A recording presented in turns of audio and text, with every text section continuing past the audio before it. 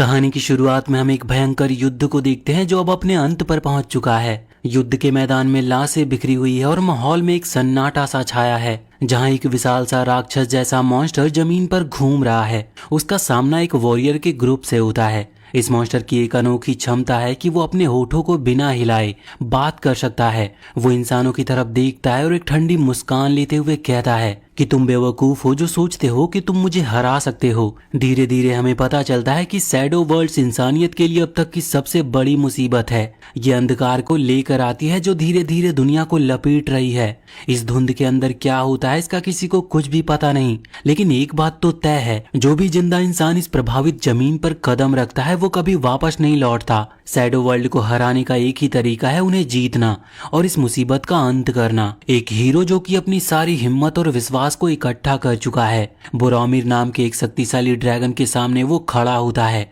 वो सारे मरे हुए वॉरियर के बीच में खड़ा था। उसको अपने ऊपर पूरा भरोसा है। वो बोरोमिर से कहता है कि अब फैसले का वक्त आ गया है। मैं ही वो इंसान हूँ जो तुम्हें हराकर इस शापित नरक का अंत करूंगा। बोरोमिर गुस्से से भड़क उठता और उसकी आंखों में आग चमकने लगती है। तभी एक वॉरियर जो हमेशा साफ और सीधी बात करता है, वो जोर से चिल्लाता है। उसका इशारा बोरोमिर के आग उगलने वाले फायर ब्रीथ की तरफ था, लेकिन हमारे जायंट शील्ड वाले दोस्त ने इसके लिए पहले से ही अपनी तैयारी कर रखी थी।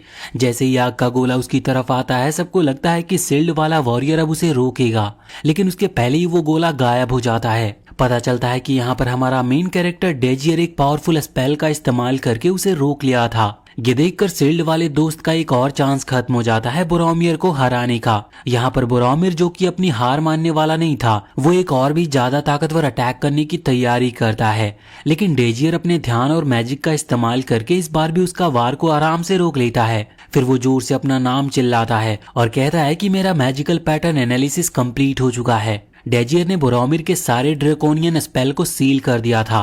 अब यहाँ इंसानों के अटैक का समय था। सारे वॉरियर्स बोरोमिर पर हमला करते हैं और मेज अपनी जादू शक्ति का इस्तेमाल करके ड्रैगन को डैमेज पहुंचाता है। बोरोमिर को इस बात का गुस्सा भी था और दुख भी था कि ये छोटे और ढीठ इंसान उसके रास्ते में आने की हिम्मत कर रहे हैं। वो अपनी पूंछ से एक भारी वार करता है, लेकिन शील्ड वाला बंदा इस बार अपना मूवमेंट पकड़ लेता है और अटैक को ब्लॉक कर देता है। युद्ध का माहौल और भी भयंकर हो जाता है। यहाँ पर मेज जो अपना सब कुछ दांव पर लगाने को तैयार है, वो अपनी पूरी मैजिक का उपयोग करके एक फीमेल वॉरियर को पावर अप करता है और यहाँ पर डेजियर अपने साथी को चीयर करता है तो वो वॉरियर अपना मैसिव फाइनल ब्लो मारकर बोरोमिर को गहरा घाव देती है। बोरोमिर दर्द से चिल्लाता और उसे यकीन नहीं होता कि उसकी अंतिम कहानी ऐसे लिखी जा रही है। अब ये युद्ध समाप्त होता है। सभी वॉरियर जीत का जश्न मनाते हैं। यहाँ पर कैप्टन एविया बोलते हैं कि उसके सादगी में ही सब कुछ छुपा है। यहाँ पर डेजियर भी खुशी और राहत महसूस करता है कि अब वो इस शापित नर्क से बाहर निकल सकेंगे। लेकिन जब सभी पार्टी कर रहे थे तो एक बंदा इस चिंता में था,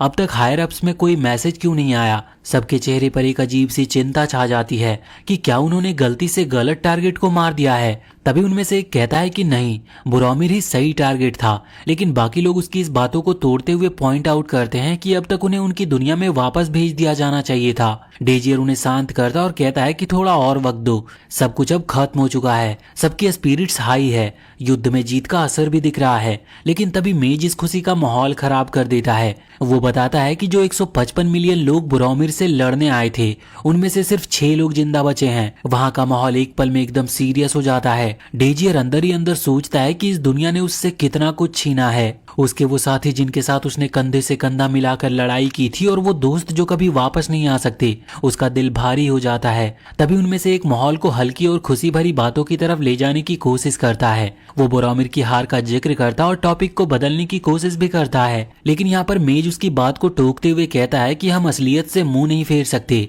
मेज ये भी बताता है कि 99% मेज इस युद्ध में मारे जा चुके हैं और अब हमें आगे की प्लानिंग करनी होगी। यहाँ पर हिप्पी अपने यूजुअल स्टाइल में सुझाव देता है कि सबसे पहले उन्हें मिलकर प्रार्थना करना चाहिए। डेजियर सभी को शांत करता है। वो उस शील्ड वाले लड़के की तारीफ करता है, खासकर उसकी ब्लॉकिंग स्किल्स की, जो इस युद्ध में गेम चेंजर साबित हुई थी। लेकिन शील्ड वाला लड़का अपनी हम्बलनेस दिखाता और सारा क्रेडिट डेजियर को देता है। उसके शब्दों में एक सच्चाई थी जो डेजियर के दिल को छू जाती है। मेज जो कि अब तक शांत था, हैरान होकर कहता है कि डेजियर, तुमने कैसे बोरोमिर के स्पेल्स को एनालाइज और सील किया? मैं खुद भी ऐसी शक्ति नहीं रखता, और तुमने ये एक स्पेल सर्कल के साथ कैसे अचीव किया? मेज पॉइंट आउट करता है कि डेजियर के पास इतनी शक्ति होने के बावजूद अब तक वो बिल्कुल अनजान क्यों है। वो डायरेक्टली डेजियर से पूछता है कि तुम जैसे शक्तिशाली मैजिशियन का नाम लोगों ने कभी सुना क्यों नहीं। डेजियर यहाँ पर एक हल्की सी मुस्कान के साथ समझाता है, ये इसीलिए है क्योंकि मैं सिर्फ एक आम आदमी हूँ, किसी बड़े मैजिकल लीनिएज का हिस्सा नहीं हूँ। मेज इस बात को सुनकर थोड़ा अफसोस करता और सोचता है कि अगर डेजियर मैजिक टावर में होता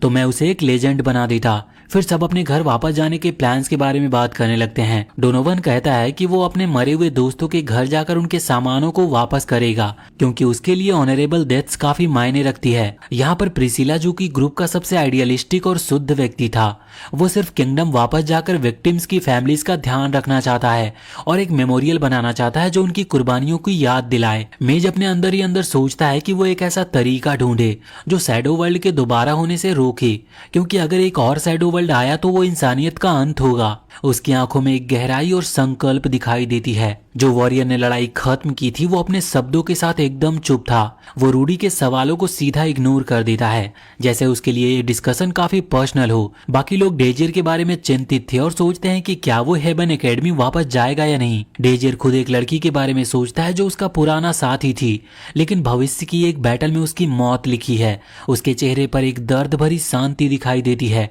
डेजियर कहता है कि अभी तक मैंने डिसाइड नहीं किया है, फिलहाल तो मैं घर वापस जाना चाहता हूँ। तभी एक अजीब सी एनर्जी सभी को महसूस होती है, जैसे माहौल एकदम से बदल गया हो। वो सब घबराकर एक दूसरे को देखते हैं। सभी ये रियलाइज करते हैं कि ये युद्ध अभी तक खत्म नहीं हुआ था। यहाँ पर मेज हैरान था और वो जोर से कहता है कि ये कैसे हो सकता है, हमें पूरा यकीन था कि हमने बोरोमिर को मार दिया था। मेज जल्दी से एक बात रियलाइज करता और पैनिक में सबको बताता है कि मैंने कहीं पढ़ा था कि ड्रैगन्स के हार्ट सिर्फ खून पंप नहीं करते बल्कि बड़े अमाउंट में माना को स्टोर और सर्कुलेट करते हैं। जब एक ड्रैगन मरता है तो उसका खून रुक जाता है और स्टोर्ड माना जो कहीं और नहीं जा सकता एक बड़ा एक्सप्लोजन करता है। तो यहाँ पर सील्ड हीरो आगे बढ़ता और गुस्से से मेज को कहता है कि काश ये बात पहले बता दी होती, अब ये तुम्हारी वजह से हो रहा है।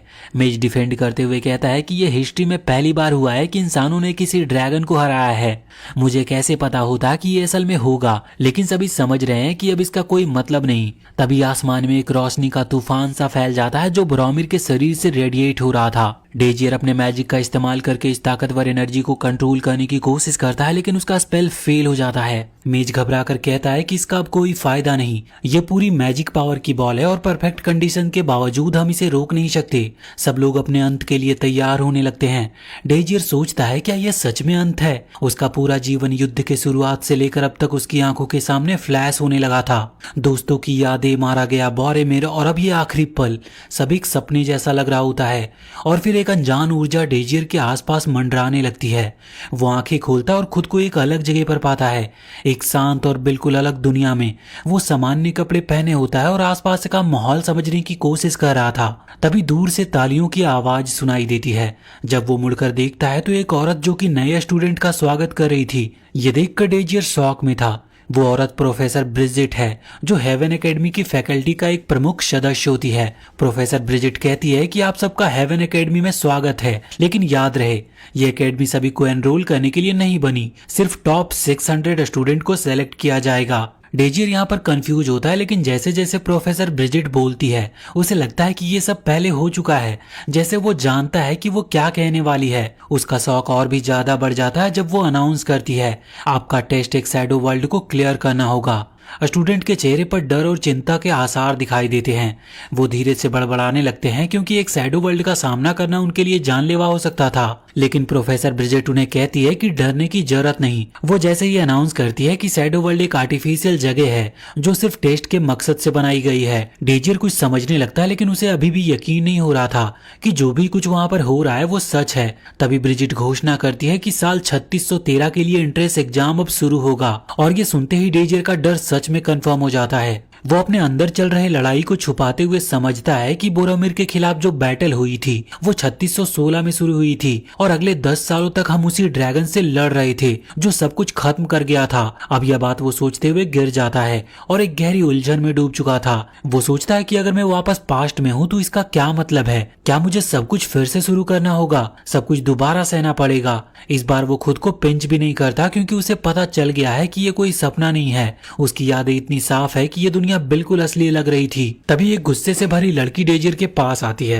उसका बात करने का टोन और कॉन्फिडेंट बॉडी लैंग्वेज डेजियर का ध्यान तुरंत उसकी तरफ खींचती है। वो डेजियर से कहती है कि तुम ही हो ना, मैंने तुम्हें ढूंढने में काफी समय लगाया है। अपने आप को लाडोरिया के रूप में इंट्रोड्यूस करते हुए वो बताती है कि मैं तुम्हारी मेंटर हूँ, तो मुझे तुम्हारी प्रोग्रेस का ध्यान रखना पड़ेगा। डेजियर अपनी यादों में लाडोरिया को तलाश करता है। वो याद करता है कि वो एक जीनियस मेज है जो कि फायर मैजिक में काफी माहिर है और एकेडमी के रैंकिंग में हमेशा पहली पोजीशन पर होती थी। लाडोरिया ये जानकर हैरान रह जाती है कि डेजियर एक आम इंसान है। वो इस बात को हाईलाइट करती है कि चाहे डेजियर टेस्ट पास कर ले, उसका बीटा क्लास में ही रहना तय है। एकेडमी में भेदभाव काफी सख्त था, जहाँ पर नोबल्स को अल्फा क्लास में रखा जाता है और आम लोगों को बीटा क्लास में, चाहे उनका टैलेंट कितना भी बड़ा क्यों ना हो। और एक आम इंसान के लिए प्रॉपर एजुकेशन हासिल करना लगभग नामुमकिन था। वो दोनों अंदर जाते हैं और लाडोरिया ये सोचती है कि डेजियर एकेडमी को देखकर इतना सरप्राइज्ड क्यों लग रहा है। डेजियर समझाने की कोशिश करता है कि उसने इस जैसी बिल्डिंग पहले भी देखी है, लेकिन लाडोरिया इस बात को मना करती है और कहती है कि ऐसी एडवांस फैसिलिटी और कहीं पर नहीं है। तभी उन दोनों का सामना अलहाइम से होता है, जो एक वाटर मेज है। डेजियर को याद आता है कि लाडोरिया और अलहाइम के बीच बिल्कुल भी नहीं बनती। वो दोनों मेज एक दूसरे की इंसल्ट करते हैं। अलहाइम लाडोरिया की छोटी हाइट का मजाक उड़ाता है, जबकि लाडोरिया उससे बहुत ही एनोइंग कहकर जवाब देती है। लाडोरिया उसे याद दिलाती है कि वो एक फाइट में उसे हरा चुकी है, लेकिन अलहाइम इस बात को मानने से इनकार करता है और कहता है कि उसने जानबूझकर हार मान ली थी। अलहाइम डेजियर के शांत रहने पर पहले इंप्रेस होता है, लेकिन जब उसे पता चलता है कि डेजियर एक आम इंसान है तो वो उसका भी मजाक उड़ाता है। अलहाइम कहता है कि तू मेरे लिए कभी कंपटीशन नहीं बन सकता और टेस्ट के लिए एक्साइटेड होने की बात करता है। जाने से पहले वो डेजियर को एक सार्कास्टिक एडवाइस देता है, अगर तू लकी होकर टेस्ट पास भी कर ले तो तुझे बीटा क्लास में ही भेजा जाएगा, शायद टेस्ट लेने का कोई फायदा नहीं। तभी स्टूडेंट को टेस्ट शुरू करने के लिए बुलाया जाता है। लाडोरिया पूरी तरह मोटिवेट होती है और डेजियर से डिमांड करती है कि वो टेस्ट को पास करे। टेस्ट के रास्ते में डेजियर और भी कॉन्फिडेंट हो जाता है कि वो अपने पास्ट में ही है। यही बात सोचकर वो आसपास देखकर तसल्ली करता है कि एक खास इंसान वहां पर नहीं है, लेकिन तभी एक लड़की उसे आवाज लगाती है और कहती है कि इधर उधर देखना बंद करो, तुम बहुत स्टूपिड लग रहे हो। डेजियर को इससे यकीन नहीं होता जब वो देखता है कि वो लड़की रोमांटिका है, वही लड़की जिसके साथ उसकी बहुत सी यादें जुड़ी हुई थी। डेजियर को समझ नहीं आता कि ये सब कैसे हुआ, लेकिन वो डिसाइड करता है कि वजह ढूंढने का अब कोई मतलब नहीं, उसका बस एक ही मकसद है, वो एक खास हादसे को फिर से होने नहीं देगा। वो कसम लेता है कि दुनिया की हिस्ट्री को वो दोबारा लिखेगा। वो अपनी पुरानी दोस्त रोमांटिका को देखकर उसे आवाज लगाता है, लेकिन ये वक्त वो वक्त था जब दोनों एक दूसरे को जानते तक नहीं थे। रोमांटिका उसे वियर्डो कहकर पूछती है कि उसका नाम कैसे उसे पता। डेजियर शांति से समझाता है कि उसने बस उसका नाम स्क्रीन पर देखा था और वो दोनों एक ही टेस्टिंग ग्रुप का हिस्सा है। रोमांटिका बस गुड लक कहकर चली जाती है, लेकिन डेजियर के दिमाग में सिर्फ यही घूम रहा था कि उसे खोने का दुख उसने कैसे सहा था। यहाँ पर वो अपने इमोशंस को संभालता और अपने आप से वादा करता है कि वो रोमांटिका को दोबारा कभी ऐसे खौफनाक दुख का सामना नहीं करने देगा। अब यहाँ पर टेस्ट शुरू होती है और पहला टेस्ट शैडो वर्ल्ड के बिगिनर लेवल का एक सेफ सिमुलेशन है। स्कूल ने शैडो वर्ल्ड के लिए एक सेफ बनाया है, इसलिए अगर किसी भी स्टूडेंट को चोट लगती है तो वो तुरंत इवैक्यूएट कर सकते हैं। डेजियर को हैरानी होती है कि इतनी सेफ्टी के बाद भी स्टूडेंट्स को डैमेज हो सकता है। तभी अलहाइम वहां पर आता है और समझाता है कि मैजिक और पार्टिसिपेंट्स के खिलाफ अटैक अलाउड है। अपने एटीट्यूड को कंटिन्यू करते हुए अलहाइम डेजियर और रोमांटिका से कहता है कि डेजियर के लिए टेस्ट पास करना लगभग नामुमकिन होगा। इसके बाद अलहाइम फिर अपनी स्टूडेंट अजेस्ट को इंट्रोड्यूस करता है। अजेस्ट एक मैजिक नाइट है जिसे डेजियर बहुत अच्छे से जानता है। वो एक हाई सर्कल मेज है जो विजन मैजिक का इस्तेमाल कर सकती है, जो आमतौर पर नामुमकिन माना जाता था। उसका तलवार चलाने की स्किल्स भी ज्यादा नाइट से बेहतरीन है। वो डेजियर की सबसे रिलायबल टीममेट बन जाती है। डेजियर उसके स्किल्स और फ्यूचर पोटेंशियल को याद करता है, लेकिन उस वक्त बस उसे अपने मिशन पर फोकस करने का डिसाइड करता है। यहाँ पर लाडोरिया और अलहाइम एक बार फिर से एक दूसरे से बहस करते हैं, जैसा हमेशा होता है। अलहाइम आखिरी बात कहकर लाडोरिया को गुस्से से भरा हुआ छोड़ देता है। लाडोरिया अपने इमोशंस को संभालते हुए डेजियर से कहती है कि एक मैजिक नाइट के खिलाफ उसका जीतने का चांस बहुत कम है, फिर भी वो उसे समझाती है कि हार कभी नहीं माने और अपना पूरा जोर लगाए। डेजियर और उसका ग्रुप को टेस्ट के लिए बुलाया जाता है और वो सब शैडो वर्ल्ड में एंटर करते हैं। यहाँ पर टेस्ट का टारगेट स्ट्रेट फॉरवर्ड है, उन्हें सिर्फ अपने सामने वाले गोल तक पहुंचना है, लेकिन कंपटीशन बहुत टफ है क्योंकि सिर्फ टॉप 3 स्टूडेंट को ही टेस्ट पास करने का मौका मिलेगा। इस टेस्ट में मैजिक अटैक्स, इंटरफेरेंस और जीतने के लिए कोई भी मेथड अलाउड है, लेकिन अगर किसी भी स्टूडेंट को सीरियस डैमेज होता है तो वो तुरंत ही डिस्क्वालीफाई हो जाएगा। डेजियर को इस वक्त अपने टेस्ट पर पूरा फोकस करना चाहिए था, लेकिन अजेस्ट की एक झलक देखते ही वो डिस्ट्रैक्ट हो जाता है। उसके दिमाग में एक ही सवाल घूम रहा था, क्या एजेस्ट भी उसकी तरह इस दुनिया में अपने पास्ट के साथ वापस आई है? उसका मन उन यादों में उलझ जाता है जो उस फ्यूचर से जुड़ी हुई थी जब दुनिया खत्म हो रही थी, और एजेस्ट भी उस वक्त उसके साथ ही थी। डेजर अपने कंफ्यूजन को संभालने की पूरी कोशिश करता है, लेकिन उसके दिल में एक बेचैनी है जो उसका पीछा नहीं छोड़ रही थी। उसका मिशन भले ही सरल लग रहा हो, लेकिन उसकी भावनाएं और बीत चुकी यादें उसके रास्ते में रुकावट बन रही थी। डेजर की यादें एक बार फिर से उलझा देती है जब एजेस्ट उसका नाम लेने लगती है। एक पल के लिए वो हैरान हो जाता है, लेकिन फिर समझ जाता है कि एजेस्ट सिर्फ टेस्ट शुरू होने से पहले उसका नाम कंफर्म कर रही थी। एजेस्ट यहाँ पर अपने रूथलेस अंदाज में उसकी फिजिकल एबिलिटीज को बिलो एवरेज कहकर उसका मजाक उड़ाती है। वो बेझिझक बोलती है कि डेजर का कोई फ्यूचर नहीं है। उसकी तीखी नजरें देखकर वो एक और ताना मारती है और कहती है कि उसे आई प्रॉब्लम है क्योंकि वो उसे घूर रहा है। फिर मजाक कहकर वो उसे तसल्ली भी देती है कि उसे चिंता करने की कोई जरूरत नहीं है क्योंकि वो कभी कमजोर लोगों पर अटैक नहीं करती। एजेस्ट के इस रूड बिहेवियर से डेजर समझ जाता है कि वो उस एजेस्ट से बिल्कुल अलग है जो भविष्य में उसकी लॉयल टीममेट थी। अब यहाँ पर रेस शुरू होती है और एजेस्ट तो ऐसे भागती है जैसे कुछ चुरा लिया हो। वो सबसे आगे निकल जाती है, बाकी सभी को पीछे छोड़ते हुए। रोमांटिका भी रेस में भागती है, लेकिन एक छोटे फायरबॉल से टकरा जाती है और वो तुरंत रुककर उससे माफी भी मांगती है। डेजर इस मोमेंट को देखकर स्माइल करता और कैजुअली बोलता है कि तुम्हें अभी भी ऐसी चीजें पसंद है। रोमांटिका हैरान थी और सोचती है कि अभी भी इसका क्या मतलब है। उसके माइंड में एक और सवाल आता है कि क्या डेजर अजीब तरीके से उस पर फ्लर्ट करने की कोशिश कर रहा है। रोमांटिका इरिटेट हो जाती है क्योंकि डेजर उससे इस तरह से बात कर रहा है जैसे वो पुराने दोस्त हों। वो सख्त लहजे में उससे कहती है कि रेस पर फोकस करो, लेकिन डेजर अपने आप को रोक ही नहीं पाता। वो उससे बात करना मिस कर रहा था जो कि वो क्लियरली उसके चेहरे से दिख रही थी। रोमांटिका और गुस्से में आ जाती है, लेकिन उनके बीच की बात तभी खत्म होती है जब डेजर एक रैंडम फायरबॉल से उसे बचा लेता है। फायरबॉल का अटैकर एक जलनखोर और परेशान लड़का था जो अपनी फायर रॉड से डेजर और रोमांटिका पर अटैक करता है, लेकिन रोमांटिका अपने मैजिक का इस्तेमाल करके अपना डिफेंस करती है और लड़के को हरा देती है। लड़का जिसका नाम एक्स था वो डिस्क्वालीफाई हो जाता है और ऑफिशियली अनाउंसमेंट होती है कि वो रेस से बाहर है। डेजर चुपचाप रोमांटिका की स्किल्स और हिम्मत की तारीफ करता है, लेकिन अंदर ही अंदर वो कंफ्यूज है कि वो उसे बचाने के लिए इतना नेचुरली रिएक्ट क्यों करता है। रोमांटिका एक पल के लिए डेजर की तरफ देखती है, लेकिन तुरंत अपना फोकस रेस पर ले आती है। डेजर के इमोशंस उसके चेहरे पर दिखते हैं, लेकिन वो अपने आप से एक और प्रॉमिस करता है कि इस बार वो सब कुछ ठीक करेगा और अपने सभी प्यारे लोगों को बचा लेगा। रोमांटिका डेजर का शुक्रिया अदा करती है उसे बचाने के लिए, लेकिन तुरंत उसके बेवकूफ लगते चेहरे को देखकर फिर से परेशान हो जाती है। दोनों रेस में काफी पीछे रह रहे होते हैं, इसलिए रोमांटिका डिसाइड करती है कि अब वो अपने असली एबिलिटीज का इस्तेमाल करेगी और वो बिना कोई वक्त बर्बाद किए वो अपना एरो स्वीप स्पेल का यूज करती है जो उन्हें आगे बढ़ने का एक एडवांटेज देता है। कहीं और कुछ हायर अप से एक पॉनीटेल वाले आदमी के साथ डिस्कस कर रहे होते हैं। उनका कहना है कि सब कुछ स्मूथली चल रहा है।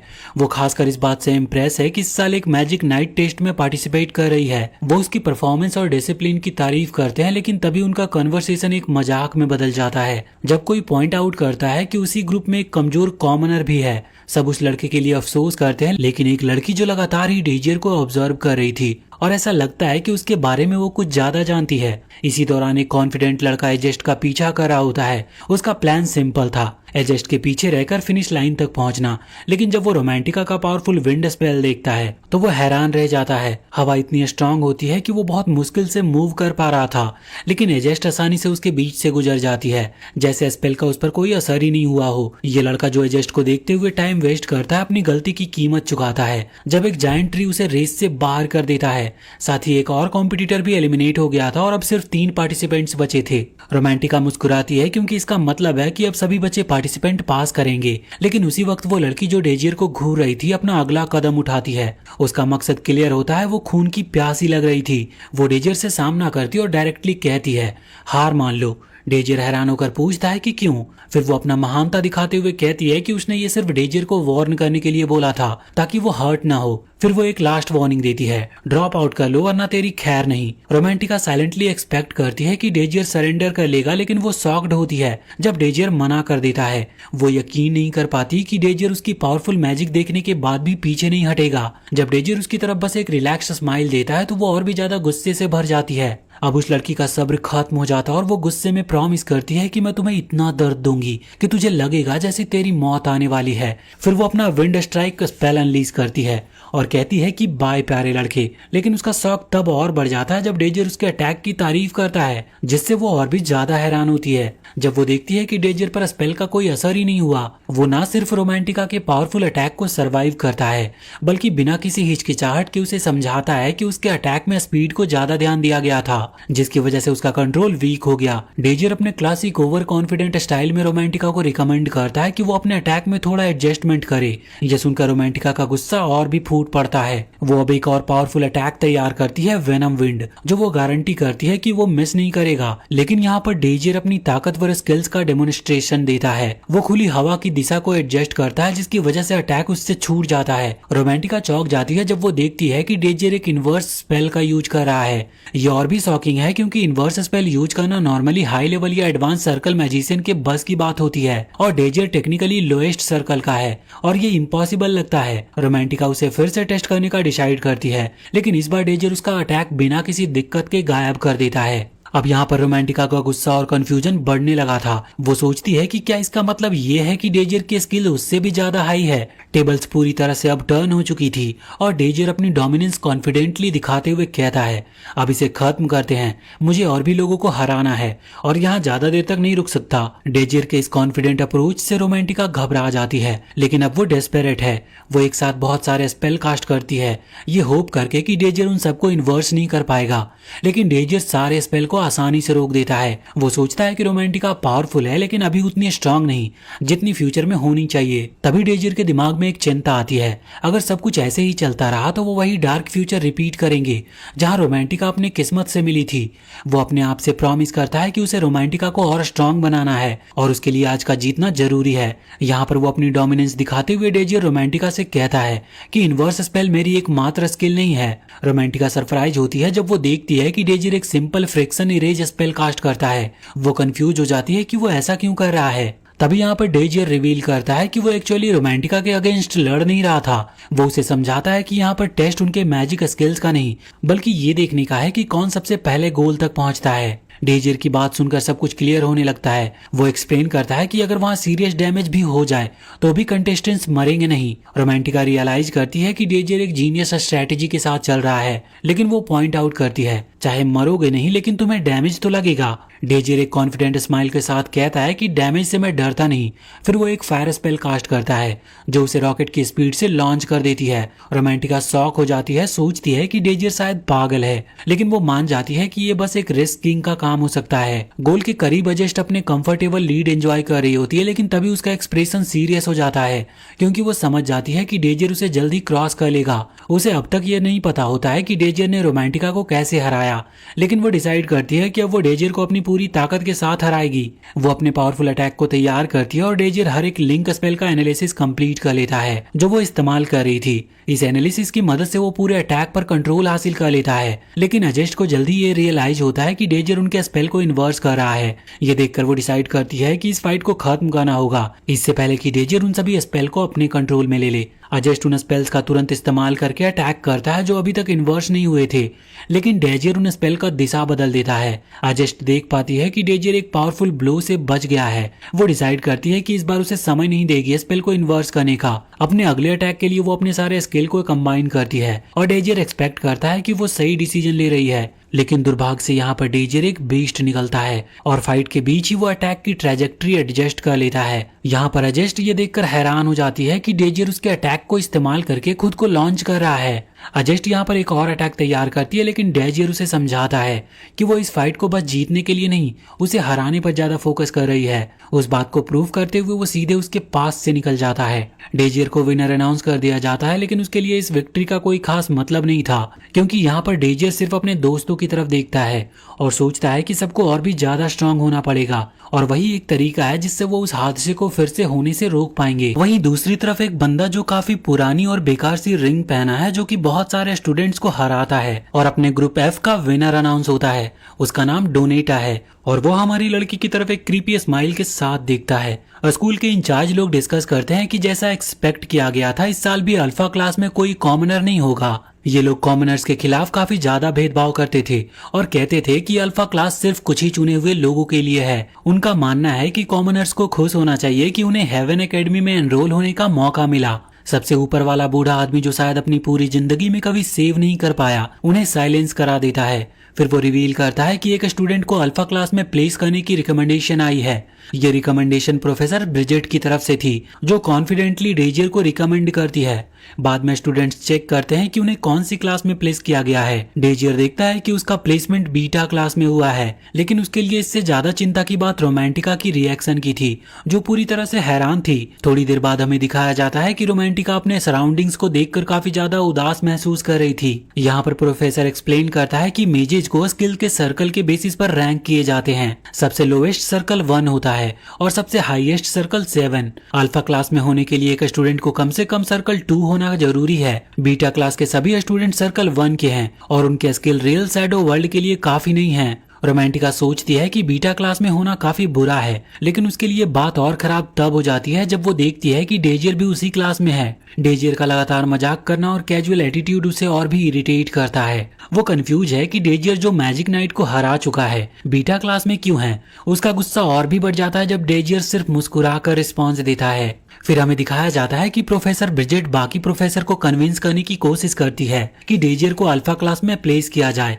लेकिन बाकी प्रोफेसर, जो सभी नोबेल्स हैं, इस सजेशन को स्ट्रांगली मना करते हैं। डेजियर को समझ आता है कि ये डिस्क्रिमिनेशन सिर्फ उसके खिलाफ नहीं, बल्कि उन सभी टैलेंटेड कॉमनर के खिलाफ है जो अपनी काबिलियत के बावजूद इग्नोर किए जा रहे हैं। डेजियर डिसाइड करता है कि वो जितने ज्यादा पावर को अवेकिन कर सकेगा करेगा, चाहे उसके लिए उसे कुछ भी करना क्यों ना पड़े। वो सिर्फ अपने लिए नहीं बल्कि उन सभी कॉमनर के लिए लड़ने का इरादा बनाता है जो अनफेयर ट्रीटमेंट का सामना कर रहे हैं। दूसरी तरफ रोमांटिका अपने डिप्रेस्ड मूड में रहती है। तभी डोनेटा उसके पास आता है। डोनेटा अल्फा क्लास का एक भड़कीला स्टूडेंट था और एकेडमी की बेस्ट पार्टी ब्लू मून, जो अल्फा क्लास के टॉप स्टूडेंट्स का ग्रुप है, उसमें ज्वाइन करने का प्लान कर रहा होता है। वो अपने एरोगेंस के साथ रोमांटिका को इनवाइट करता है क्योंकि उसके स्किल्स काफी एक्सेलेंट हैं और उसका लीनिएज परफेक्ट है। रोमांटिका जानती है कि ये एक अपॉर्चुनिटी है जो उसे अल्फा क्लास में ले जा सकती है, लेकिन तब डोनेटा उससे कहता है कि इनविटेशन एक्सेप्ट करने के लिए उसे उसके साथ डेट पर जाना होगा। लेकिन रोमांटिका इस बात पर पॉइंट करती है कि ये उनकी पहली मुलाकात है।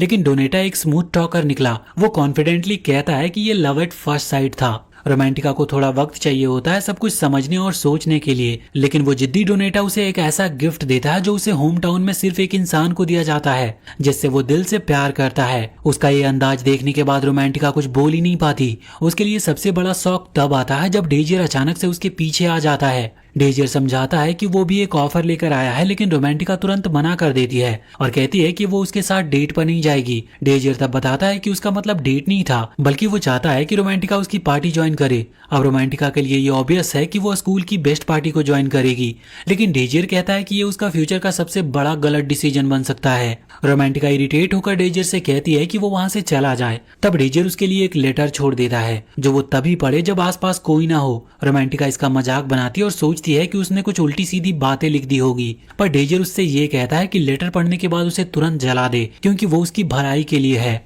जब रोमांटिका जल्दी से लेटर पढ़ती है तो उसका स्माइल तुरंत गायब हो जाता है और वो डेजियर पर गुस्सा हो जाती है, लेकिन तब तक डेजियर वहां से जा चुका था, जानते हुए कि उसने रोमांटिका के बटन प्रेस कर दिए हैं। बाद में डेजियर एक नीले बालों वाले लड़के से मिलता है जिसका नाम प्रैम है। उसे देखकर डेजियर खुश हो जाता है क्योंकि वो फाइनली उसे ढूंढ लिया था। डेजियर समझाता है कि वो उन वॉरियर में है जो उसके टाइम ट्रेवल के पहले बैटल में शामिल था। प्रैम सबसे तेज और स्किल्ड स्वॉर्ड्समैन में से एक था। प्रैम एक ऐसी टाइमलाइन में सबसे मजबूत था जहां उसने मुश्किल से कोई ट्रेनिंग ली थी। ये सोचकर ही डेजियर हैरान हो जाता है कि अगर इस बार प्रैम को कोई सही ट्रेनिंग मिले तो वो कितना ज्यादा पावरफुल हो सकता है। तभी रोमांटिका वहां पर पहुंचती है और वो विजिबली अपसेट थी क्योंकि डेजियर उसके बारे में कोई सीक्रेट जानता है, लेकिन डेजियर उससे चुप रहने के लिए कहता है और प्रैम की प्रैक्टिस देखने लगता है। रोमांटिका को अपनी आंखों पर यकीन नहीं होता कि प्रैम कितना प्यारा है। उसका मन करता है कि प्रैम उसका पेट बन जाए या कुछ उसी तरह का क्लोज बॉन्ड हो। तभी प्रैम एक ऐसे वेपन को उठाता है जो रोमांटिका और डेजियर दोनों को हैरान करते हैं, जो कि एक ग्रेट स्वॉर्ड थी। दोनों सोचते हैं कि क्या वो सच में इतनी बड़ी तलवार चला पाएगा। प्रैम अपना प्रॉपर इंट्रोडक्शन देता है, लेकिन उसका अपोनेंट जो बीटा क्लास के स्टूडेंट का लीडर है उसे लाइटली लेता है और प्रॉपर बात करने से मना भी कर देता है। प्रैक्टिस फाइट शुरू होती है और मुल्लेट मैन, जो कि प्रैम का अपोनेंट है, तुरंत ही प्रैम की एबिलिटीज से सरप्राइज हो जाता है। रोमांटिका साइलेंटली सोचती है कि प्रैम काफी स्ट्रांग है, लेकिन डेजियर क्लियरली देख पाता है कि प्रैम बस बिना सोचे अपनी तलवार घुमा रहा है। और वो भी बिना प्रॉपर टेक्निक के। वो आदमी अपने लगातार अटैक के साथ फाइट को डोमिनेट करने की कोशिश करता है, लेकिन डेजियर जो प्रैम की काबिलियत को समझता है वो जानता है कि प्रैम अभी काउंटर अटैक करने वाला है। डेजियर देखता है कि प्रैम जल्दी कर रहा है और वो लाल बालों वाला जिसका नाम पेरल है उसका अटैक डॉज करके उसे काउंटर कर लेता है। मैच का विनर पेरल को अनाउंस किया जाता है, लेकिन वो सिर्फ इससे संतुष्ट नहीं था। बेचारे प्रैम पर वो और अटैक्स करने लगता है, जबकि रेफरी बस वहां पर खड़ा हुआ देख रहा था। डेजियर तुरंत एक्शन में आता और जोर से पॉइंट आउट करता है कि मैच खत्म हो चुका है, लेकिन पेरल उसे भी धमकाता है। डेजियर फिर बोलता है कि क्या तुम इसीलिए गुस्से में हो क्योंकि प्रैम का अटैक तुम्हें ज्यादा दर्द कर रहा है, या फिर तुम बस इसीलिए जल रहे हो क्योंकि वो तुमसे ज्यादा टैलेंटेड है। ये सुनकर पेरल के गुस्से का पारा और भी चढ़ जाता है और वो आउट ऑफ कंट्रोल होकर डेजियर पर अटैक कर देता है, लेकिन डेजियर ने उसके अटैक को अपने हाथों से ब्लॉक कर लिया था और उसे याद दिलाता है कि मैच खत्म हो चुका है। फिर पूछता है कि अब और क्या चाहिए तुम्हें। पेरल गुस्से में वहां से चला जाता है, लेकिन जाते जाते वो डेजियर से कहता है कि तुम्हारा चेहरा याद रहेगा मुझे। बाद में प्रैम डेजियर के जख्म को पैचअप करता है। डेजियर समझाता है कि उसने मैजिक का इस्तेमाल करके तलवार का अटैक ब्लॉक किया था, इसीलिए उसे ज्यादा डैमेज नहीं हुआ। प्रैम माफी मांगता है, लेकिन डेजियर उसे शांत कराता है और कहता है कि वो खुद अपनी मर्जी से उसे बचाने गया था। प्रैम लाइटली कहता है कि अब तुम्हारी वजह से अल्फा क्लास में मेरा एक एनिमी बन गया है। इस पर डेजियर हमेशा की तरह कैजुअली रिप्लाई करता है कि चिंता मत करो, ये भी ठीक है। इस सब के बीच रोमांटिका अब तक प्रैम की क्यूटनेस को लेकर ऑब्सेस्ड हो चुकी थी। डेजियर उसे समझाता और प्रैम उसका शुक्रिया अदा करता है। वो प्रॉमिस करता है कि वो डेजियर का एहसान जरूर चुकाएगा। कुछ देर के बाद डेजियर रोमांटिका को एक प्राइवेट जगह पर लेकर जाता है ताकि वो बिना किसी इंटरप्शन के बात कर सके। डेजियर उसे शांत होने के लिए कहता है और यह एश्योर करता है कि उसने किसी को भी उसके सीक्रेट के बारे में नहीं बताया है, लेकिन वो ये भी रिवील करता है कि प्रोफेसर को उसके सीक्रेट के बारे में पहले से पता है। इसी वजह से नोबेल होने के बावजूद और एक्स्ट्राऑर्डिनरी स्किल के साथ उसे बीटा क्लास में डाल दिया गया है। डेजियर सब कुछ साफ साफ कह देता है और रोमांटिका को बताता है कि उसके नसों में एक कॉमनर का खून है। उसके पेरेंट्स ने बस एक नोबेल टाइटल खरीदा था और प्रोफेसर को ये सब बातें पता थी, इसी वजह से वो उसे एक और कॉमनर गार्बेज के रूप में देखते हैं। रोमांटिका इस बात को सुनकर श्योर होती है कि अगर वो डोनेटा के ग्रुप को ज्वाइन करेगी तो वो उसकी प्रोटेक्शन करेगा, लेकिन डेजियर उसे याद दिलाता है कि डोनेटा ने कॉमनर को पहले बहुत बुरा भला कहा था। वो सजेस्ट करता है कि रोमांटिका उसकी पार्टी ज्वाइन करे, लेकिन रोमांटिका गुस्से में आकर सोचती है कि अगर उसने डेजियर की पार्टी को ज्वाइन नहीं की तो वो उसका सीक्रेट सबको बता देगा। वो डेजियर को बताती है कि वो एक बहुत बुरा इंसान है जो उसे ब्लैकमेल कर रहा है, लेकिन डेजियर शांति से रिस्पॉन्ड करता है, मैं कभी ऐसा नहीं करूंगा। अगर तुम मेरी पार्टी ज्वाइन नहीं करोगी तो मैं प्रैम के साथ अपनी पार्टी शुरू कर लूंगा। रोमांटिका की इमेजिनेशन वाइल्ड हो जाती है जब वो प्रैम के एडोरेबल चेहरे के बारे में सोचती है, लेकिन वो अब भी डिसीजन लेने में स्ट्रगल कर रही थी। उसे लगता है कि डेजियर पर भरोसा नहीं किया जा सकता क्योंकि वो हमेशा स्माइल करता रहता है और उसका सीक्रेट जानता है। उसने टेस्ट के दौरान बिना सोचे समझे एक्ट किया था और किसी तरह एक मैजिक नाइट को हरा दिया था। सबसे बड़ी बात, वो इनवर्स स्पेल का यूज करने में कैपेबल है, जबकि वो लोएस्ट सर्कल का है। कुछ देर सोचने के बाद रोमांटिका फाइनली डिसाइड करती है कि वो डेजियर की पार्टी को ही ज्वाइन करेगी, लेकिन सिर्फ इसीलिए ताकि वो उसका सीक्रेट जान सके। वो अब भी उसकी स्माइल को नफरत करती है, लेकिन दोनों अपने एग्रीमेंट पर हाथ मिलाते हैं। इसके बाद प्रैम को दिखाया जाता है जो अपनी माँ के दिए हुए एक अजीब सी तलवार को ध्यान से देखता है। ये तलवार उसके फादर की थी। उसकी माँ समझाती है कि जब तक तलवार चमकती रहेगी इसका मतलब ये है कि उसके फादर हमेशा उनके बारे में सोच रहे हैं, लेकिन जैसे ही बेचारा प्रैम उस तलवार को छूता है वो पीसेस में टूट जाती है। लेकिन लकीली बस ये सब उसका एक सपना था। बाद में डेजियर और उसका ग्रुप ब्रिजेट से मिलते हैं ताकि वो ऑफिशियली अपनी पार्टी फॉर्म करने के लिए अप्लाई कर सके।